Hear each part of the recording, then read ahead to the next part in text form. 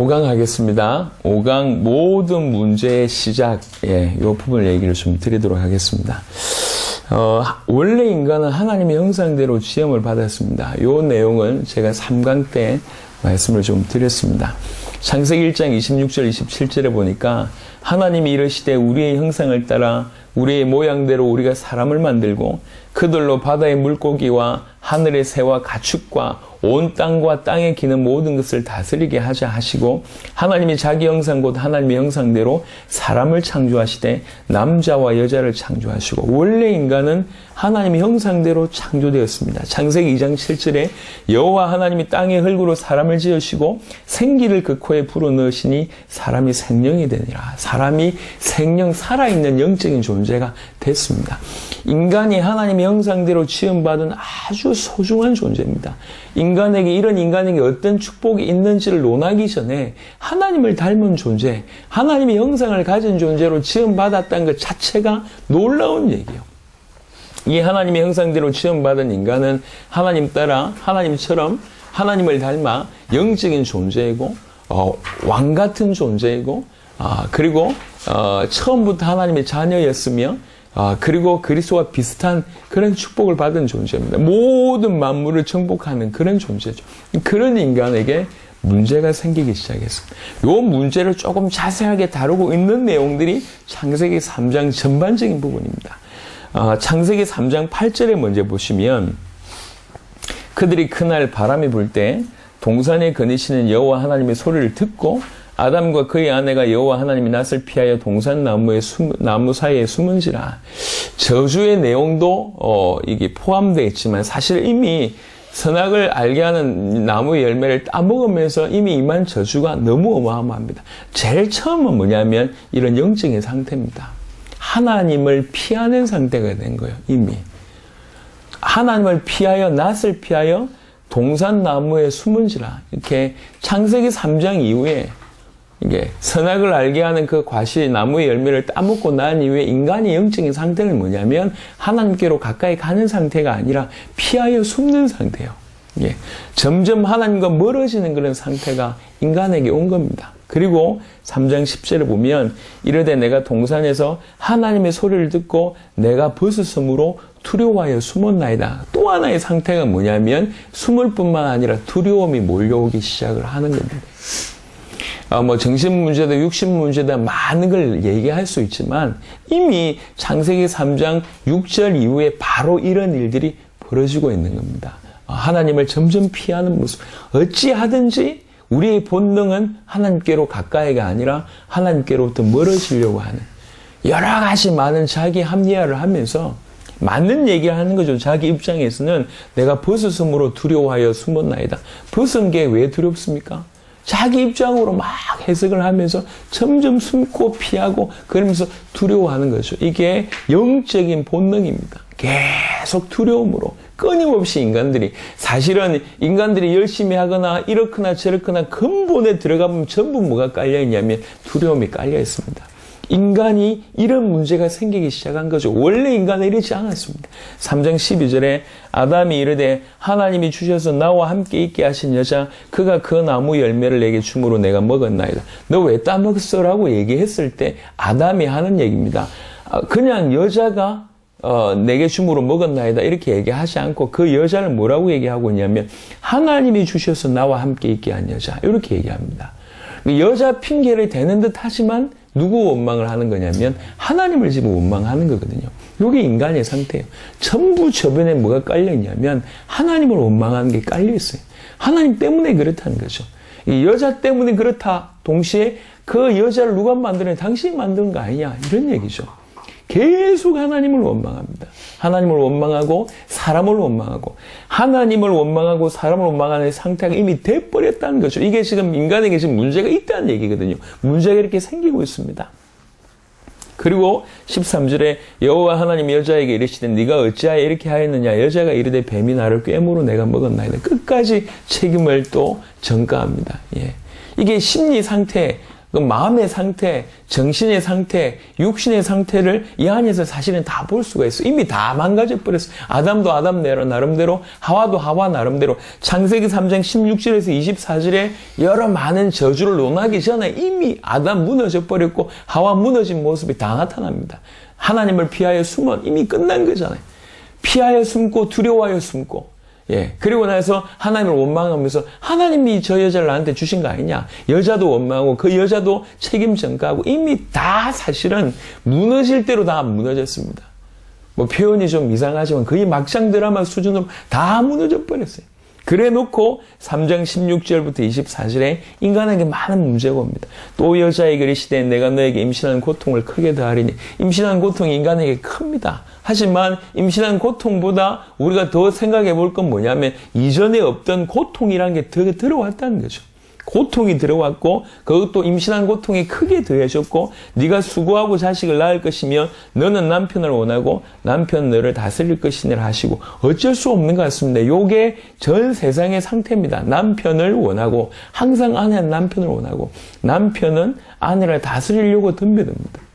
이게 눈에 안 보이는 것 같은데 이게 많은 문제를 이야기합니다. 이게. 그래서 결국 원래 인간은 하나님과 함께 있어야 되고 하나님을 바라봐야 되는데 남편이 하나님 노릇하는 그런 일이 벌어졌고요. 그리고 아내는 남편을 하나님처럼 바라보려고 하는 일이 벌어지는 거죠. 이 안에서 완전함이 없기 때문에 불완전하기 때문에 계속 문제가 생기는 겁니다. 이게 가정 문제라고 해석해도 틀리지 않습니다. 고통의 문제, 가정의 문제라고 얘기해도 틀리지 않고 일평생 수고하는 문제가 동시에 들어오는 겁니다. 17절에 우리가요, 성경을 이렇게 해석하는 것은 독자적인 해석이 아닙니다. 성경이 무슨 의미를 얘기하고 있는지를 정확하게 알아야 되지 않습니까? 많은 사람들이 전부 하는 얘기가 뭐냐면 성경과 자기의 삶은 다르대요. 복음과 자기 삶이 매치가 안 된대요. 과연 그럴까요? 성경에서 주고 있는 답을 볼 줄 모르거나 해석하지 못해서 그렇지 성경 전체는 인류의 답이고 길입니다. 성경에 답이 없고 길이 없다면 인류에겐 답이 없고 길이 없습니다. 성경 안에 모든 답이 있다고 해도 과언이 아닙니다. 여기서 얘기하고 있습니다. 이미 다 무너진 상태에서 가정에 지금 문제가 온 겁니다. 생각해 보세요. 이미 아담이 이런 상태고 하와가 이런 상태입니다. 아담이 이런 상태인데 아내를 다스리려고 하고 아내가 이런 상태인데 아담을 원하려고 하는 겁니다. 이 상태에 당연히 가정에 문제가 오게 되는 것이죠. 17절에 아담에게 이르시되 네가 네 아내의 말을 듣고 내가 너에게 먹지 말라 한 나무의 열매를 먹었은즉 땅은 너로 말미암아 저주를 받고 너는 네 평생에 수고하여야 그 소산을 먹으리라. 여기 보면 네 평생에 수고하여야 소산을 먹으리라. 평생 수고해야지 소산 먹는다고 얘기할 때 이것은 경제 문제라고 우리가 이해할 수 있습니다. 그런데 사실은 저는 이 본문을 묵상하면서 마음에 큰 은혜가 된 게 뭐냐면 땅이 너로 말미암아 저주를 받고 이 부분이었어요. 그러니까 이거는 인간이 어떤 존재였는지를 반대로 설명하는 겁니다. 인간이 어떤 존재였길래 인간이 실수했는데 땅이 저주를 받았대요. 여러분 시간 나면 로마서를 한번 쭉 보세요. 로마서 만물이 지금 저주 아래 있대요. 만물이. 그리고 만물이 회복되기를 간절히 원한대요. 그 회복되는 시점이 어떤 시점이냐? 하나님의 아들들이 복종에 온전하게 될 때, 그때 회복된다고 얘기하고 있습니다. 원리가 똑같아요. 만물이 지금 땅이 우리로 말미암아 저주를 받았습니다. 그러니까 일평생 이것 때문에 경제 문제 올 뿐만 아니라 저주받은 그 땅에서 나는 많은 것들 때문에 질병이 유도가 되고 환경이 어렵게 되는 겁니다. 유추가 아니고 사실입니다. 이런 문제가 발생하는 겁니다. 땅이 너에게 가시덤불과 엉겅퀴를 낼 것이라. 네가 먹을 것은 밭의 채소인즉 네가 흙으로 돌아갈 때까지 얼굴에 땀을 흘려 먹을 것을 먹으리니 네가 그것에서 취함을 입었음이라. 너는 흙이니 흙으로 돌아갈 것이니라 하시니 참 너무너무 슬픈 구절이 이제 등장하는 겁니다. 흙으로 너는 돌아갈 것이다. 이렇게 된 거예요. 하나님의 형상대로 지음받은 인간이 다시 원상태로 돌아가는 거예요. 흙으로 돌아가는 거예요. 죽음의 문제를 얘기하는 거죠. 죽음이 들어옵니다. 아담이 그의 아내 이름을 하와라 불렀으니 그는 모든 산자의 어머니가 됨이니라. 우리가 지금까지 훑어봤습니다. 지금 하와의 상태가 어떤 상태입니까? 무너진 상태거든요.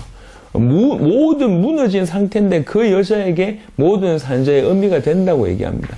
그러니까 그 후에 모든 자들은 이런 아담과 하와의 상태를 그대로 물려받을 수밖에 없습니다. 그거를 후대 문제라고 해석을 해도 과언이 아니고, 또 하나는 비로소 아담이 그의 아내의 이름을 불러줍니다. 그의 아내의 이름을 하와라고 부른 것도 의미가 있는 것이기도 하지만, 아까 말씀하셨듯이 창세기 3장 16절에 남편이 너를 다스릴 것이라고 얘기했잖아요. 그게 지금 그대로 성취되는 거예요. 아담이 이름을 짓는 건 어떤 행위였습니까? 예, 정복하는 행위였거든요. 창세기 2장에 동물들의 짐승들의 이름을 다 지어주잖아요. 그게 창세기 1장 26절 28절에 생육하고 번성하고 충만하고 정복하고 다스리라, 그곳에 성취였다고. 그러니까 짐승을 정복한다는 의미, 세상을 정복하는 의미로 짐승의 이름을 지어줬어요. 이름을 짓는다는 자체가 내가 너를 정복했다는 뜻이거든요. 지금 아담이 하와에게 이름을 지어줬습니다. 정복하는, 다스리는 일이 그대로 성취가 되고 있는데, 이 동시에 조금 나쁜 말로 얘기하면 그의 하와를 짐승 취급하는 것처럼 낮게 보는 겁니다. 이런 일이 지금 지구상에 존재하고 있습니다. 22절에 여호와 하나님이 이르시되 보라, 이 사람이 선악을 아는 일에 우리 중 하나가 같이 되었으니 그가 그의 손을 들어 생명나무 열매도 따먹고 영생할까 하노라 하시고, 이 말은 원래 아담은 선만 알았던 상태예요. 예. 선만 알았던 상태인데 이후에 따먹음으로 말미암아 악을 알게 됐단 말이에요. 이 상태에서 영생하면 큰일 나잖아요. 여호와 하나님이 에덴 동산에서 그를 내보내어 그의 근원이 된 땅을 갈게 하시니라. 이같이 하나님이 그 사람을 쫓아내시고 에덴 동산 동쪽에 그룹들과 두루 도는 불칼을 두어 생명나무의 길을 지키게 하시니라. 쫓겨났습니다. 인간은 하나님께 쫓겨났고 단절되었습니다. 그리고 다시는 생명나무를 먹을 수가 없어요. 영생의 나무를 먹을 수가 없습니다. 그래서 절대로 구원을 받을 수 없는, 영생을 얻을 수 없는 상태가 되어버렸습니다. 흙으로 돌아가는 죽음의 문제도 기가 막힌데 죽음 이후에는 영생이란 건 있을 수가 없어요. 그래서 영원한 지옥, 영원한 형벌로 가는 겁니다. 창세기 3장 16절에서 24절, 인간의 모든 문제를 요약했다고 해도 과언이 아닙니다. 근데 왜 이 문제가 왔는지, 그 전에 창세기 3장 8절부터 인간이 무너져 있는 문제가 생긴 것을 얘기를 쭉 했습니다. 이미 다 아담과 하와는 무너졌다는 거죠.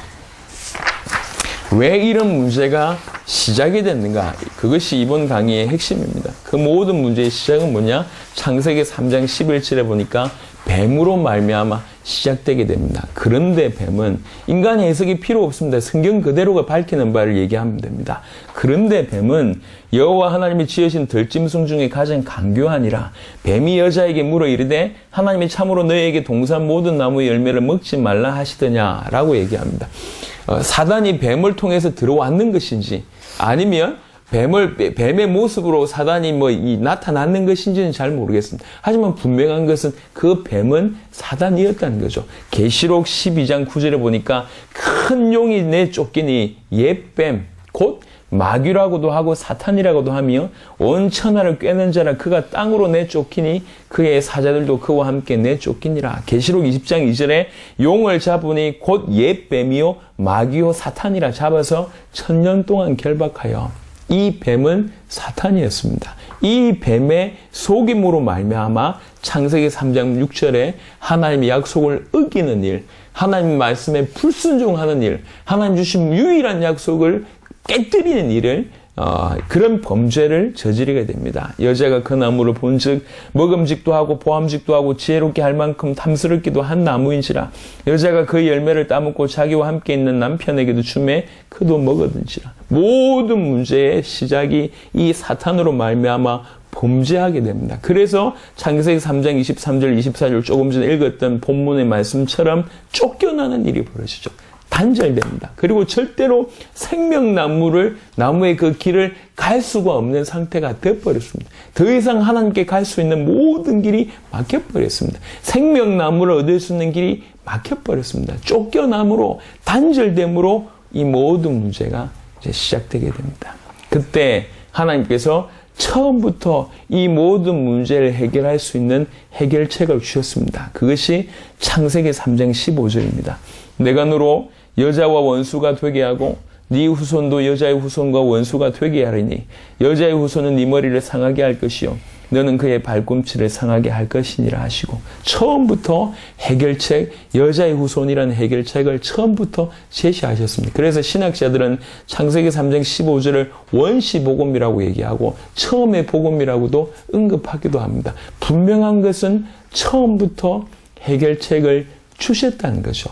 인간의 문제가 생기자마자 그 문제를 해결할 수 있는 길을 처음부터 주셨습니다. 오늘 이 모든 문제의 시작이라는 부분은 사실은 창세기 3장 전체를 쭉 다루면서 인간에게 지금 어떤 문제가 생겼고 어떤 일이 벌어지고 있고 그 모든 부분의 시작이 뭔지를 밝히고 있고 그 답이 뭔지를 언급하고 있습니다.